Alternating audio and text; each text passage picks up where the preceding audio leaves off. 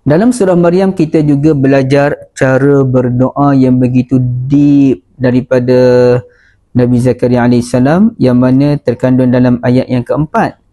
Baginda AS berdoa, Rabbi inni wahanal azmu minni, Tuhanku sesungguhnya tulang belulangku telah lemah, washta'ala ar-ra'su syaiban, kepalaku telah dipenuhi oleh uban, walam akun bidu'aika rabbi syaqiyya, namun aku belum pernah kecewa, tak pernah kecewa dalam berdoa kepadamu.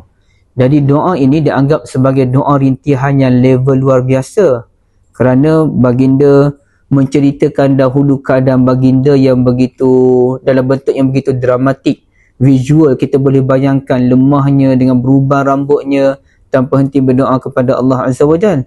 Jadi ulama belajar sesuatu daripada doa Nabi Zakaria AS.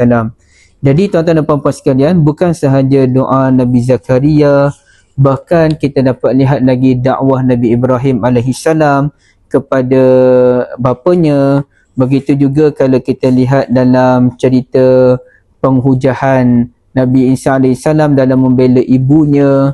Jadi ini semua cerita-cerita yang menarik terkandung dalam surah Maryam yang perlu kita gali dengan sedalam-dalamnya. Apa kata tuan-tuan dan puan-puan bersama kami dalam kelas Tadabbur Surah Maryam yang akan bermula pada 4 hari bulan 11, berakhir pada 2 hari bulan 12, dalam 5 siri kelas yang memaparkan 5 ustazah yang berbeza.